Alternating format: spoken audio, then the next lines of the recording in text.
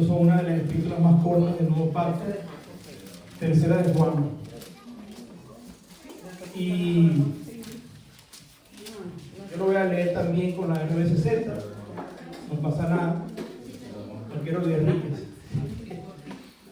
Pero, como le dije, la base textual de este taller está en tercera de Juan. Tercera de Juan, toda la epístola, porque es una epístola muy corta. Recordemos que Juan escribió, lo voy a decir rápidamente, 5 epístolas. Para los que no lo saben, el apóstol Juan escribió el Evangelio de Juan, escribió primera, segunda y tercera de Juan, y por último escribió Apocalipsis. Para que vayamos aprendiendo que el Juan que yo estoy ahora nombrando es el mismo de Juan, del Evangelio, y es el mismo del Apocalipsis. Amén. Amén. Es importante recordar esto.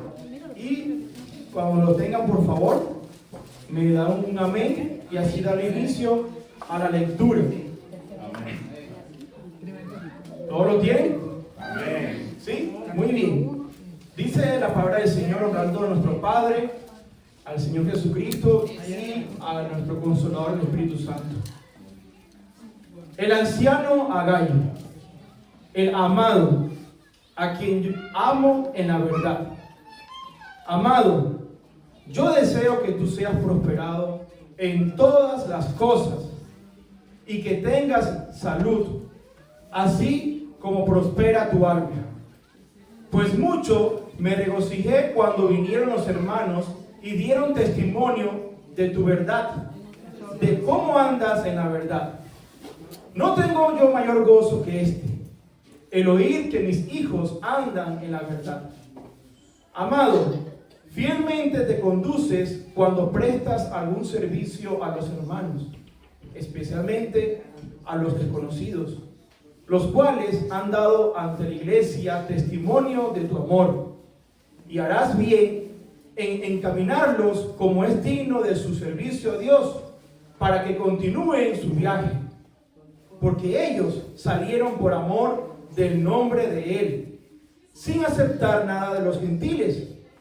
Nosotros, pues, debemos acoger a tales personas para que cooperemos con la verdad. Yo he escrito a la iglesia, pero Diótrefes, al cual le gusta tener el primer lugar entre ellos, no nos recibe. Por esta causa, si yo fuere, recordaré las obras que hace parloteando con palabras malignas contra nosotros. Y no contento con estas cosas, no recibe a los hermanos, y a los que quieren recibirlos, se lo prohíbe y los expulsa de la iglesia. Amado, no imites lo malo, sino lo bueno. El que hace lo bueno es de Dios, pero el que hace lo malo no ha visto a Dios. Todos dan testimonio de Demetrio, y aún la verdad misma. Y también nosotros damos testimonio, y vosotros sabéis que nuestro testimonio es verdadero. Yo tenía muchas cosas que escribirte, pero no quiero escribírtelas con tinta y pluma, porque espero verte en breve, y hablaremos cara a cara. La paz sea contigo. Los amigos te saludan. Saluda tú a los amigos, a cada uno en particular. Pueden tomar asiento, mis hermanos. Damos gracias al Señor por su preciosa palabra.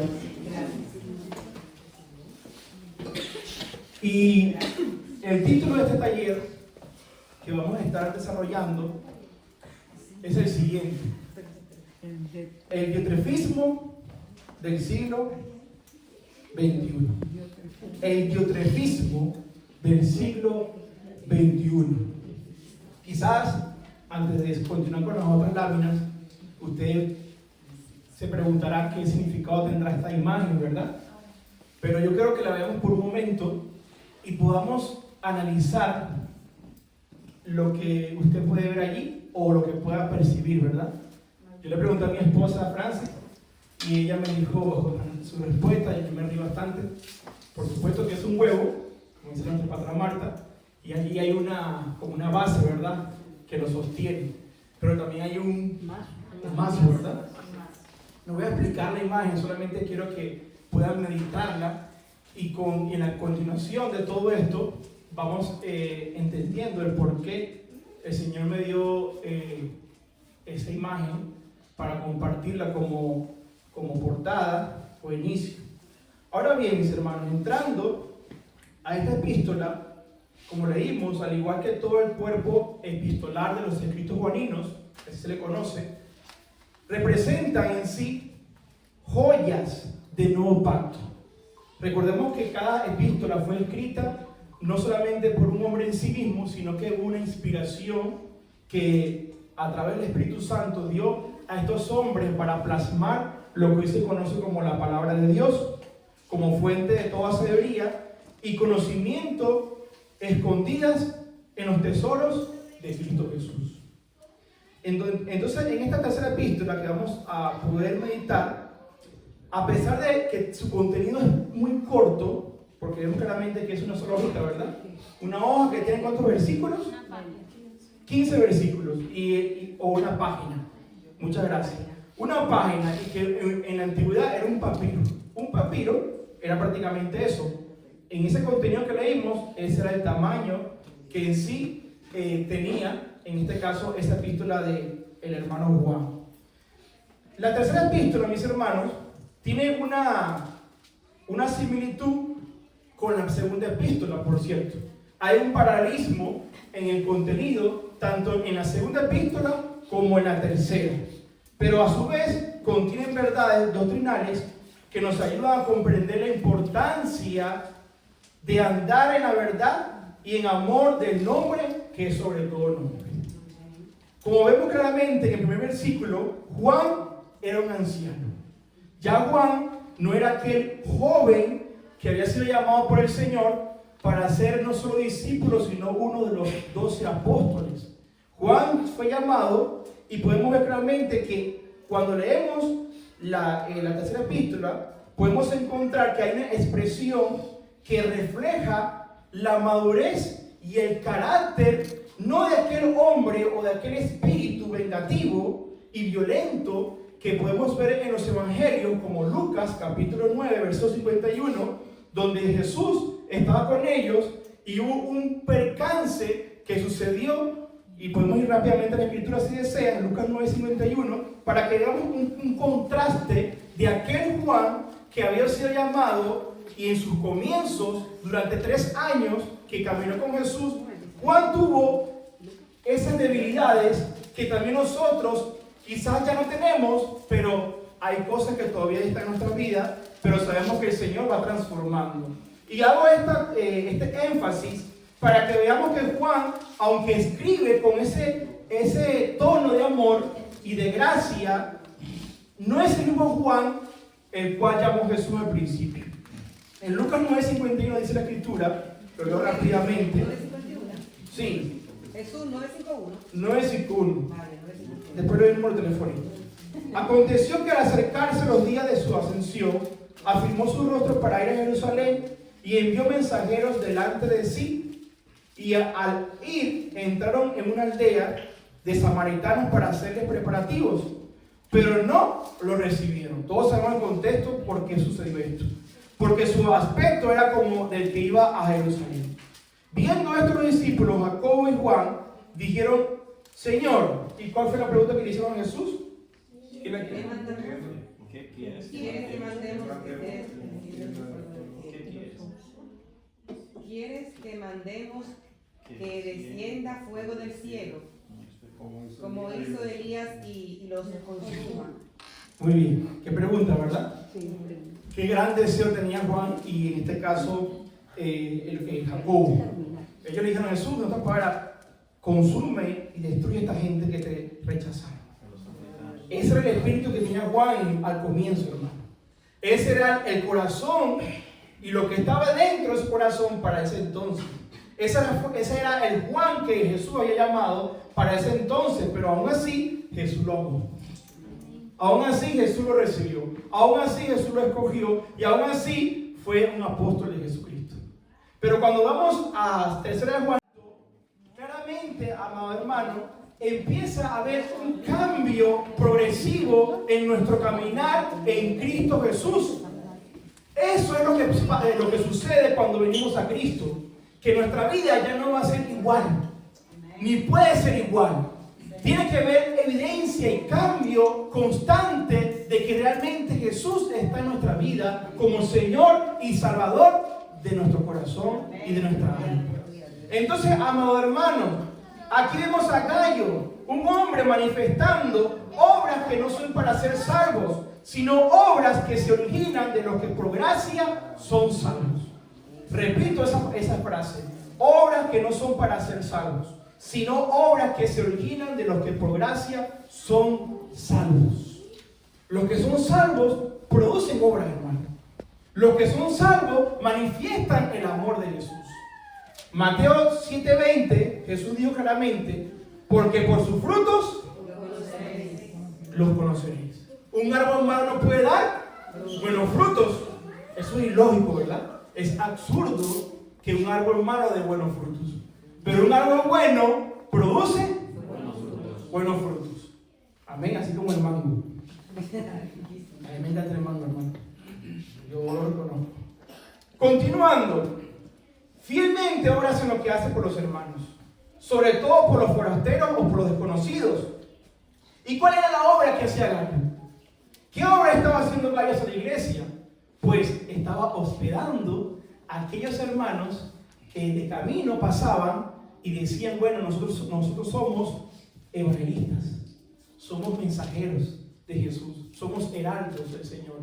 Y sencillamente Gayo, al saber que eran mensajeros del Señor, él los hospedaba en su casa, él los recibía en su casa, y allí Gayo se encargaba de estos mensajeros para que continuaran ¿en qué?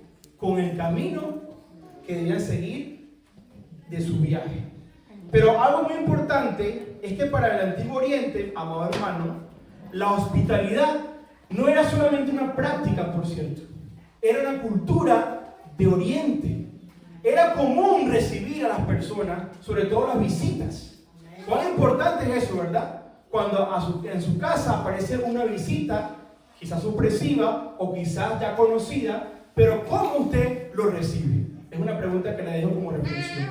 Si nosotros vamos a Génesis capítulo 18, no lo busque, solamente lo recito, Génesis 18, de 1 al 15, encontramos a Abraham hospedando a unos visitantes. ¿Se acuerdan de aquella historia?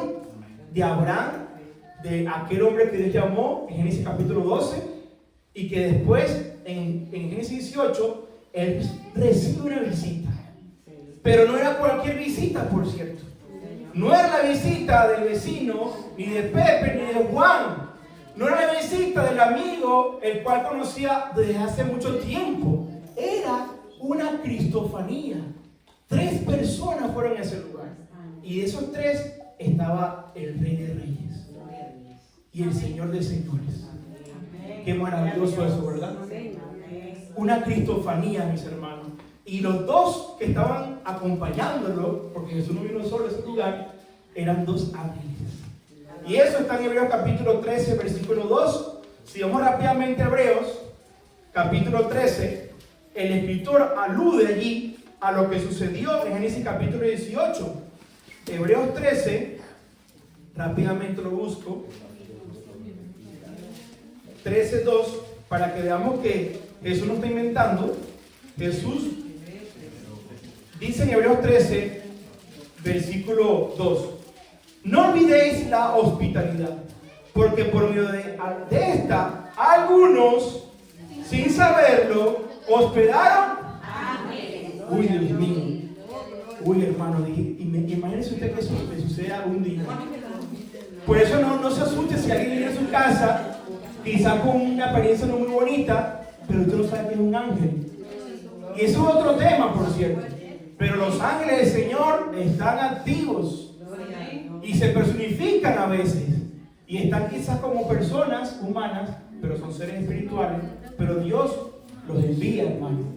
Dice Hebreos capítulo 2, verso 11, o creo que 14, que ellos son espíritus enviados para el servicio de los que sirven al Señor.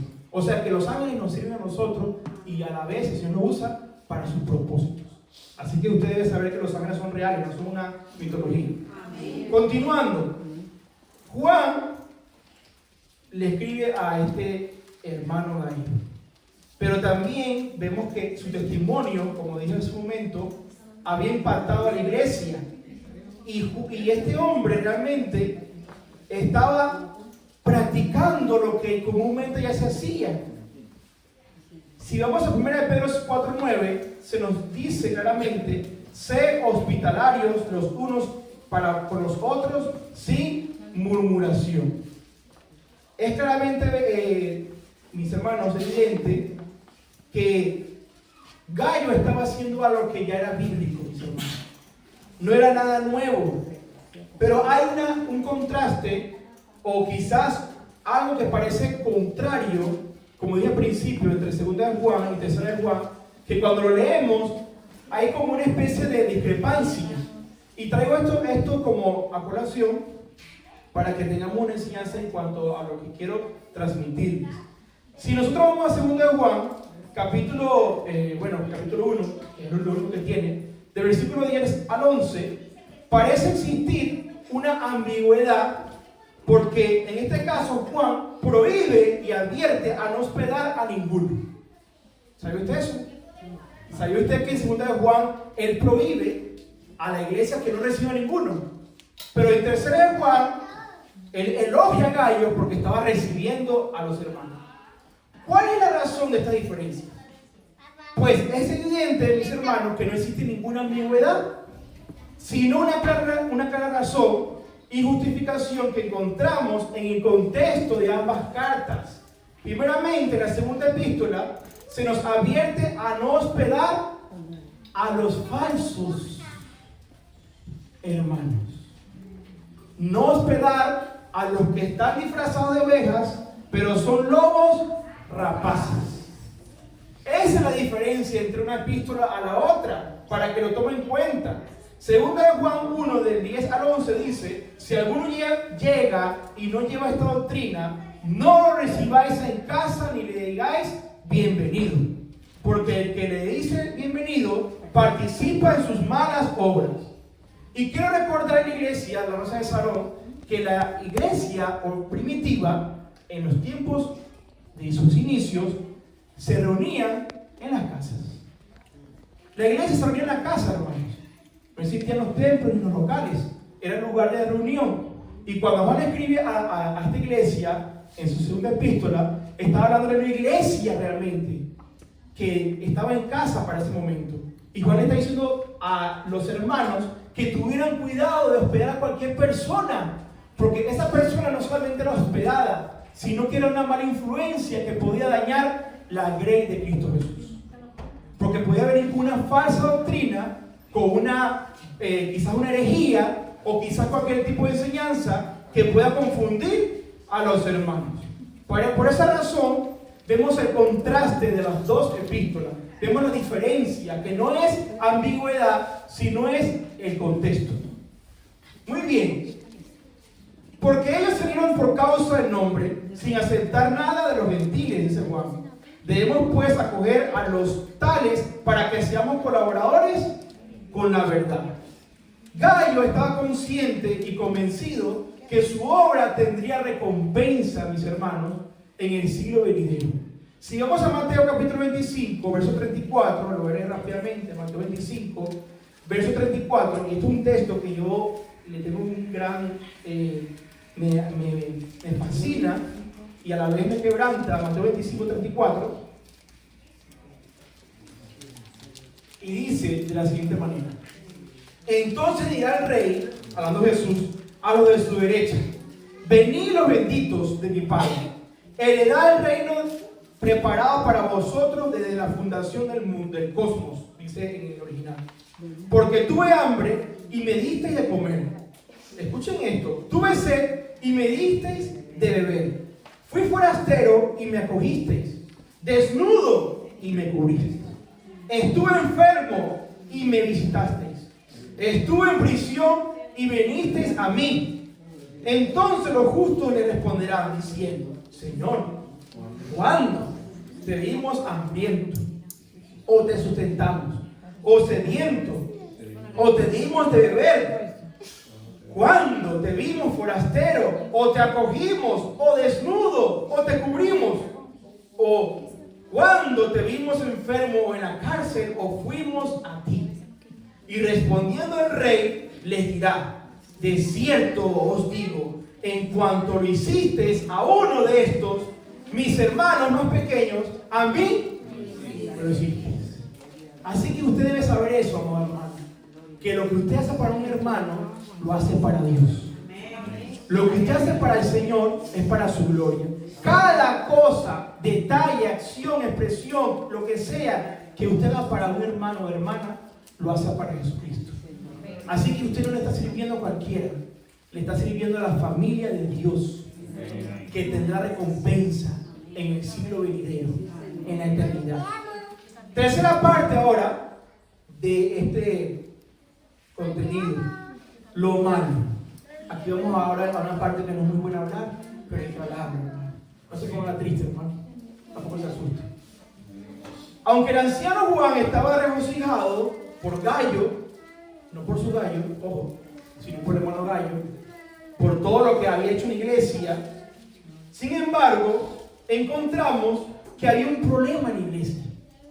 Había un germen, había un virus, había una epidemia, había un cáncer que quería destruir, lamentablemente, la comunión de los hermanos. Y que estaba creando no solamente estorbo, sino un ambiente antagónico, amado hermano. Alabado sea Dios. Este personaje que vemos en esta epístola había creado una imagen y una atmósfera de hostilidad y desprecio en la misma iglesia. Recordemos que la tercera parte ya sabemos que es del versículo 9 al 10. Amén. Y su figura ha sido tomada desde los inicios de la iglesia hasta la actualidad como una imagen de altivez que solamente lo que hace es destruir la unidad del espíritu y el vínculo del amor y la paz entre los hermanos.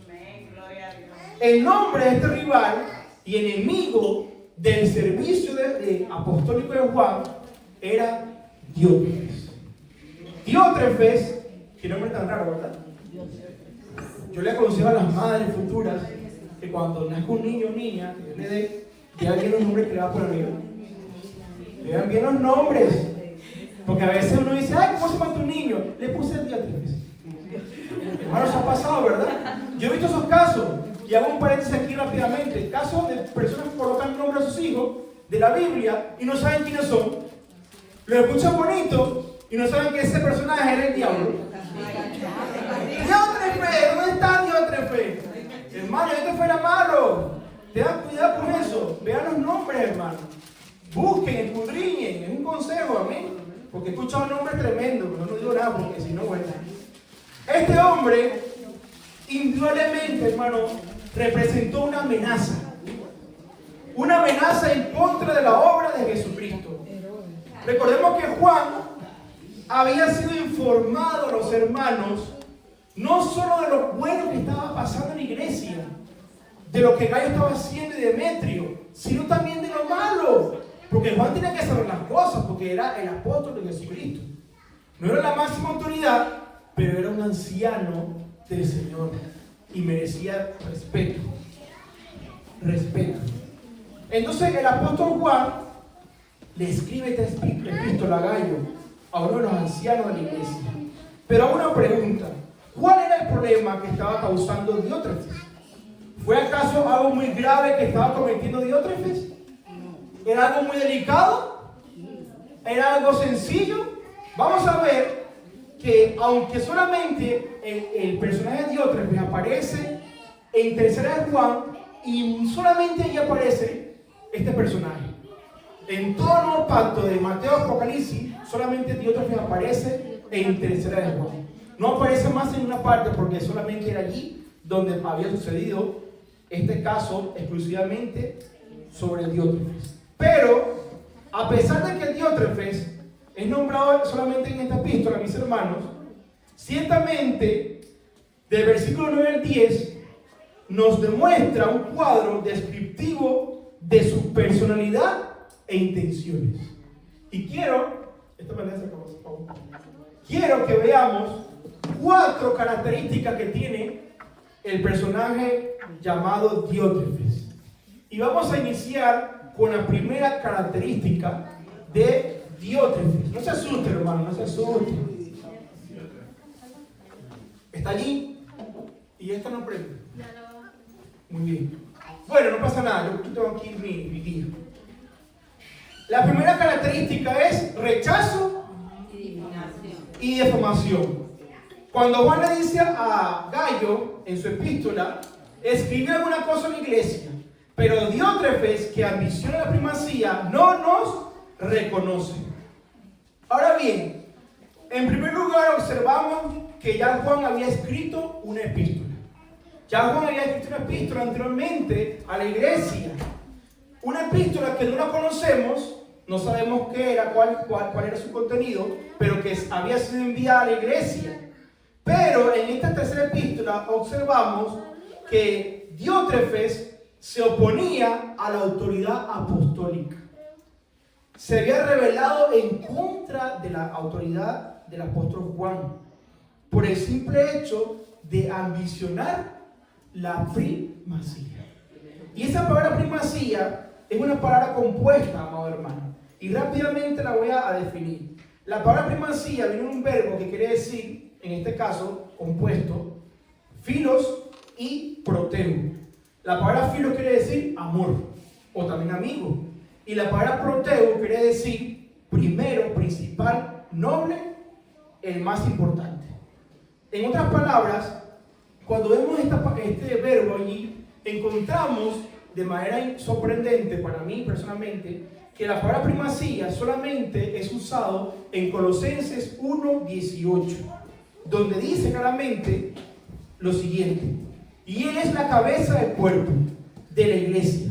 Él es el principio, el primogénito de los muertos, para que en todo tenga Él la preeminencia o la primacía. En otras palabras, Diótrefes quería tomar el lugar que no le correspondía. Diótrefes quería usurpar un lugar que jamás iba a poder tomar, que es el lugar de Jesucristo. Quería tomar un lugar como aquel personaje que todos ya conocemos, que se llama Satanás, que se llama Diablo, que se llama adversario, y que nosotros sabemos que en Ezequiel capítulo 28 habla de su creación, y en Isaías capítulo 14 habla de su caída, y que él quería ser igual a Dios. Entonces, hermano, esto es muy importante tomar en cuenta. Diótrefes perdió el rumbo de lo que estaba haciendo, el desenfoque. Su mente se fue a otro lugar y tomó ese lugar que no le correspondía. La primacía, hermano, es para Jesucristo. La preeminencia es para Jesús. La gloria y la honra es para Jesús. La alabanza y la adoración es para el alfa, el omega, el principio y el fin. Nosotros no somos nada ni nadie, hermano.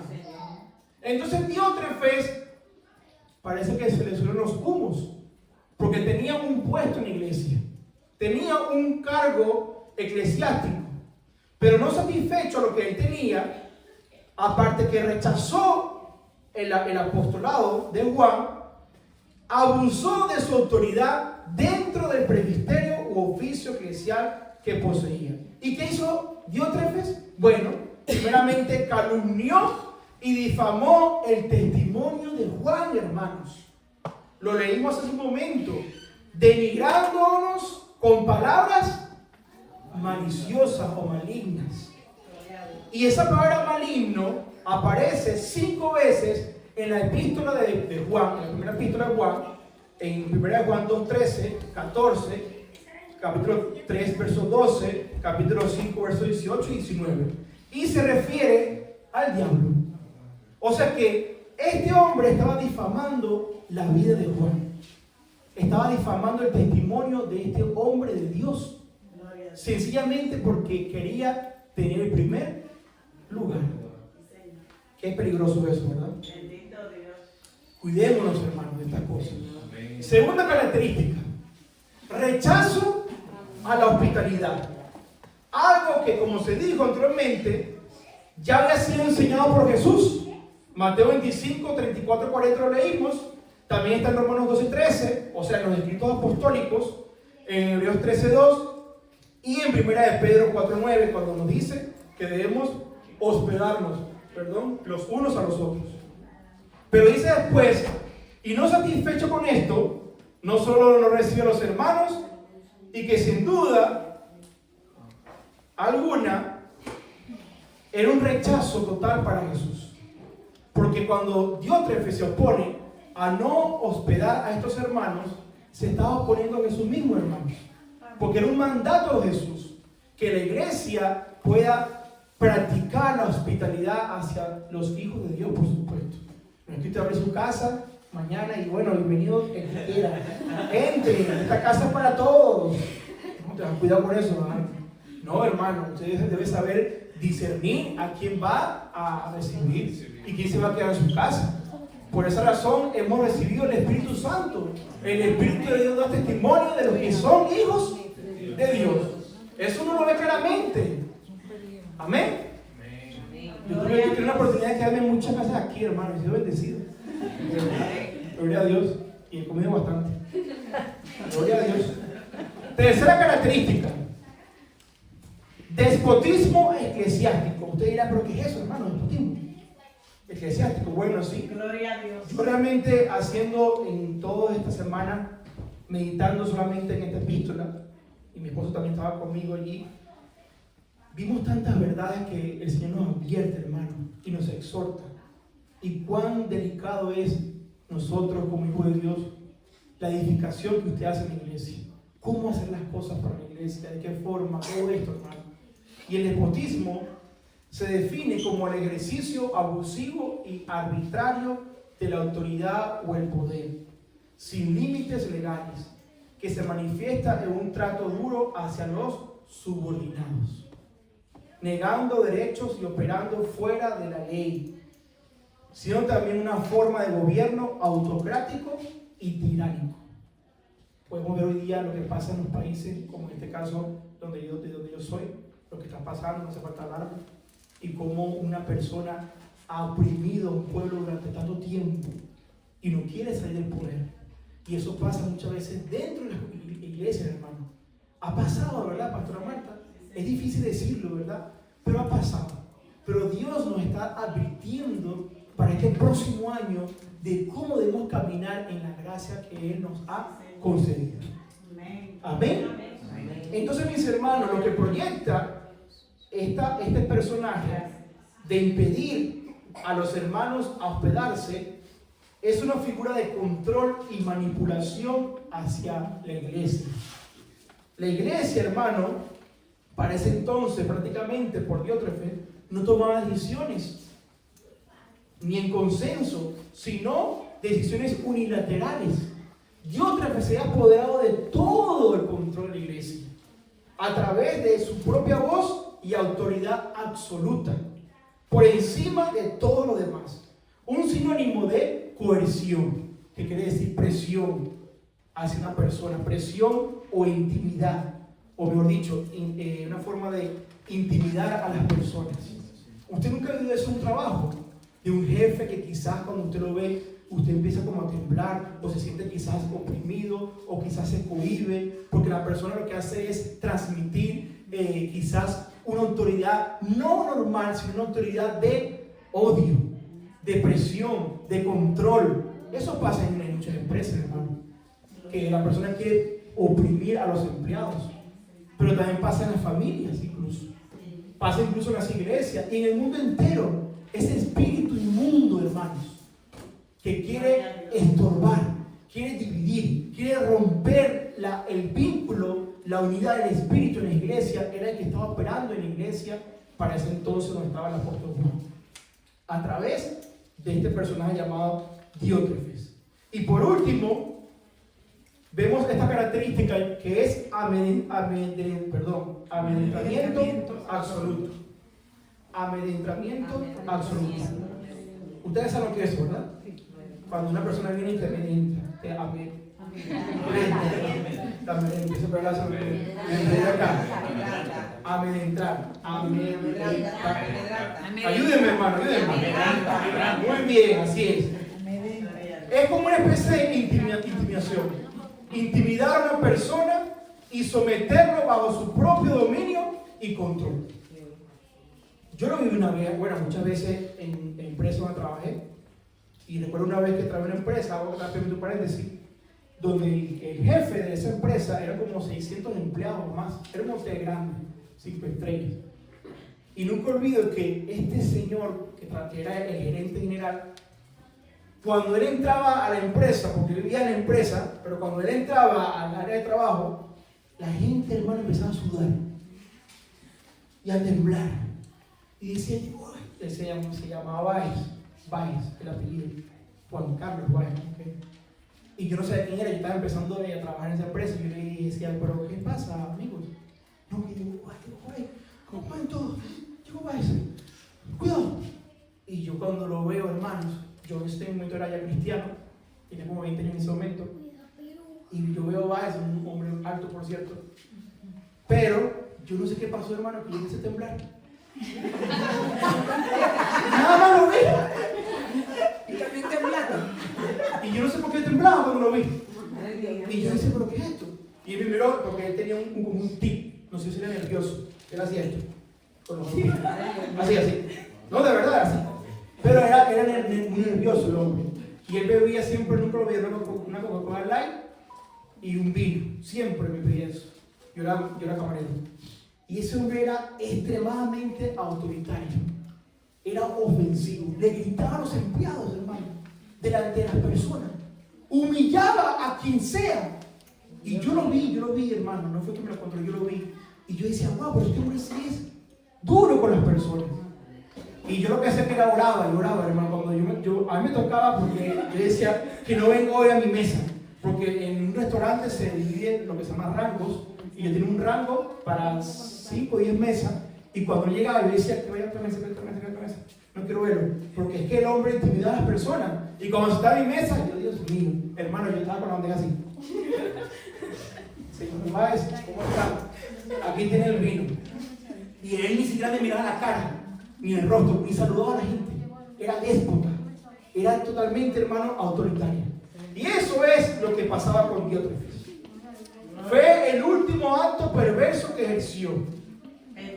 Intimidar a la familia de Dios. Gloria a Dios. Para poder tener la primacía en todo. En consecuencia de todo lo que mencioné, su ambición al poder lo condujo a establecer un castigo final. Wow, hermano. ¿Cuál fue el castigo final de este hombre? ¿Qué hizo? Expulsar de la iglesia a aquellos hermanos que no consentían con lo que estaba haciendo. Él decía, no, pero si ustedes no me obedecen, prepárense. Entonces este hombre, hermano, aquellos que no consentían con él, los castigaba con la expulsión. Con la expulsión. Y la iglesia, hermano, estaba prácticamente amedrentada. Esa palabra que no sé qué le pasó. La iglesia estaba intimidada, asustada, nerviosa, hermano. Qué triste, ¿verdad? Solamente por un solo hombre, aquí como lo pueden ver en la imagen. Hermano, eso pasa tristemente en muchas iglesias. Y en este tiempo que estamos viviendo, tenemos ese espíritu inmundo que quiere controlar de una forma tan espantosa, hermano, que a mí me da esta tristeza decirlo.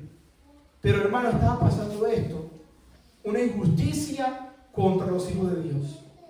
Pero vemos ahora, en la cuarta parte, lo bueno. Porque como vemos claramente, aunque había cosas malas dentro de la iglesia, a través de este hombre llamado Diótrefes también había cosas buenas. Porque qué bueno que siempre la luz resplandece y prevalece en contra de la tiniebla. Amén, gloria a Dios. Eso es lo bueno de Dios. Que aunque a veces la tiniebla quiere oscurecer, quiere penetrar, quiere infiltrarse en el cuerpo de Cristo, la luz resplandece y prevalece contra ella. Amén. Eso es lo que sucede en la iglesia de Jesucristo. Señor. Y lo bueno en el verso 11 y 12, claramente era que había también otro hombre llamado Demetrio. Demetrio, mis hermanos. Y Demetrio, claramente en el verso 11 y 12, ¿qué nos dice la Escritura? Claramente nos da Juan un consejo. Y dice, quienes andaban en la verdad con un testimonio vivo del amor de Dios. Demetrio también podríamos decir que tenía una similitud a la vida de Gallo. Porque claramente Gallo, al manifestar ese amor hacia los hermanos, también Demetrio, viendo el ejemplo de Gallo, él lo toma y lo sigue. Cuán importante, hermano, es el ejemplo, ¿verdad? El ejemplo que damos nosotros a la iglesia no solamente transforma las vidas, sino que marca los corazones. Amén. Por esa razón debemos cuidarnos, hermanos. Tener cuidado hacia los demás, hermanos míos. Entonces, aquí vemos una manifestación hermosa del amor del Señor.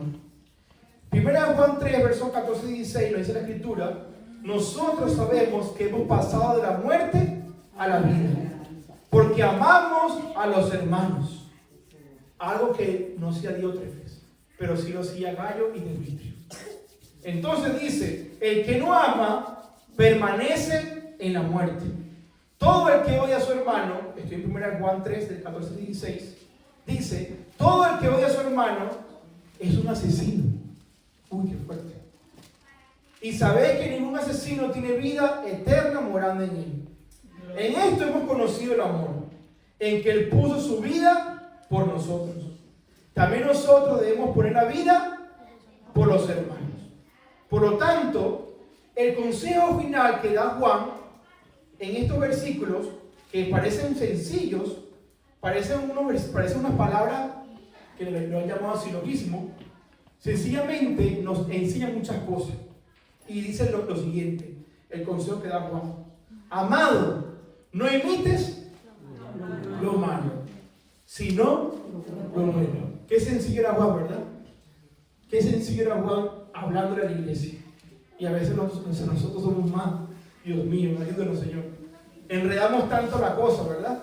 Pero Juan era muy sencillo y ese tono de amor que tenía hacia los hermanos, lo que hacía era que se entendía el mensaje. Amén. Amado, no imite lo malo, sino lo bueno. El que hace lo bueno es de Dios. El que hace lo malo no ha visto a Dios. Y todo lo bueno está en Jesús, nuestro Señor y Salvador. Todo lo bueno está en Él, hermano. Todo lo bueno está en Él. Nuestro mayor y perfecto ejemplo a seguir cada día de nuestras vidas. Y por último, vemos la despedida de Juan en el versículo 13 al 15.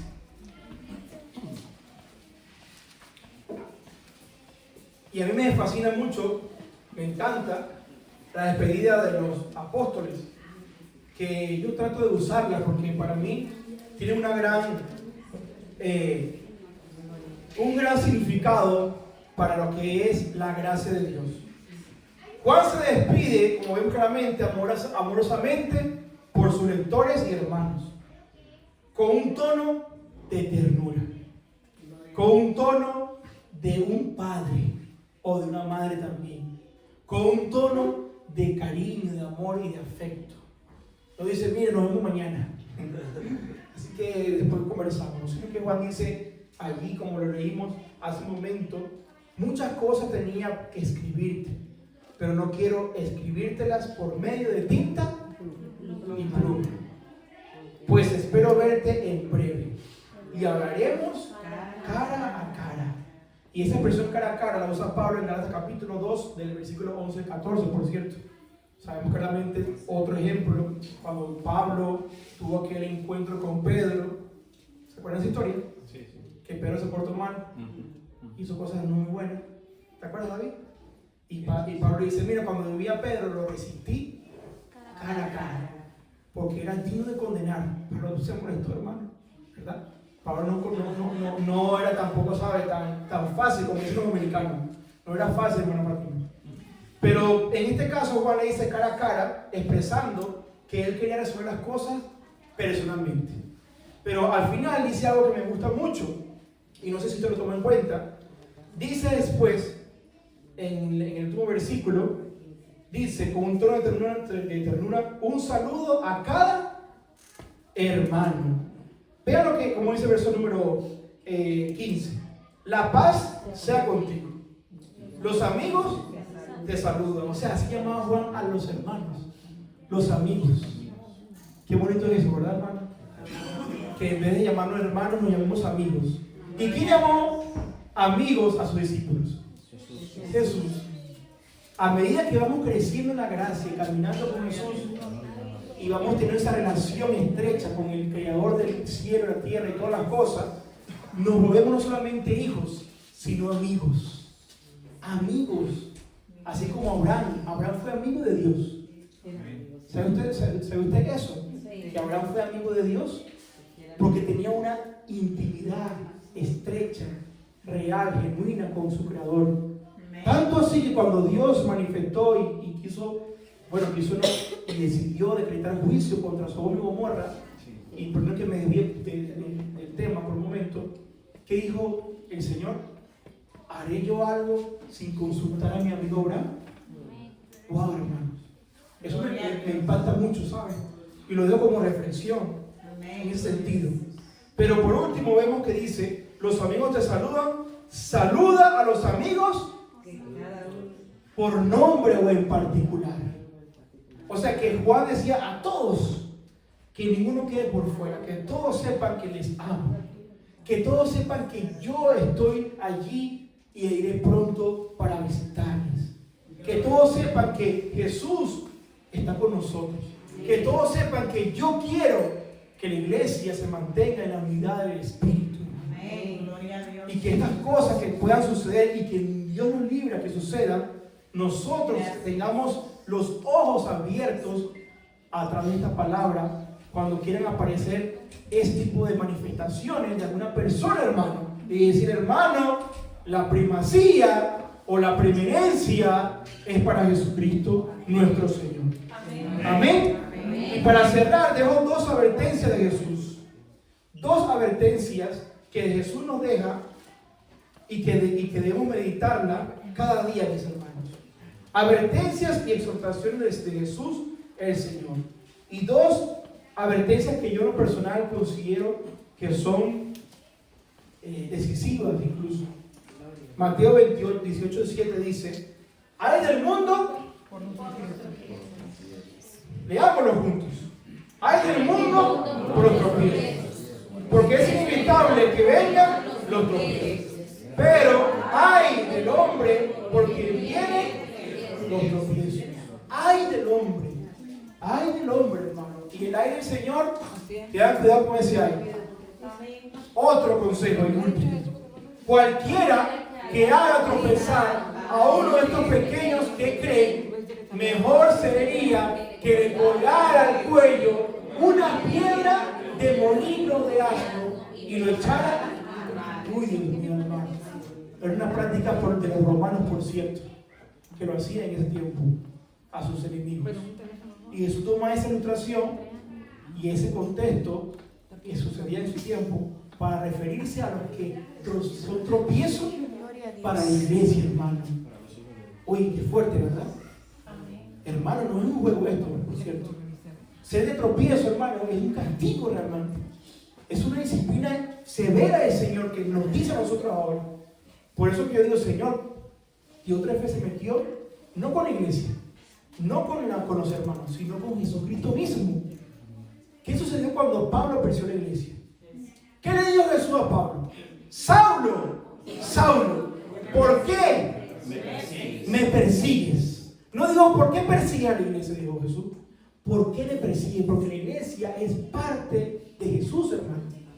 La iglesia es el cuerpo de Cristo, hermano. Y Jesús es la cabeza de la iglesia. Es el fundamento de la iglesia. Es el jefe de la iglesia. Es el Señor de la iglesia. Es el alfa, el omega, el principio y fin de la iglesia, hermano. Es el que merece toda la gloria, y toda la honra, y toda la alabanza, y toda la oración por los siglos de los siglos. Porque de Él, por Él y para Él son todas las cosas, hermano. A Él sea la gloria por los siglos. Somos servidores y colaboradores del Señor. Solo debemos respetarnos, hermanos. Respetar a cada persona que Dios ha puesto en el cuerpo de Cristo. Nuestra pastora Marta, su esposo, y cada uno de nosotros debemos respetarnos y amarnos en el Señor, hermanos. Gloria a Dios. Vamos a orar para finalizar.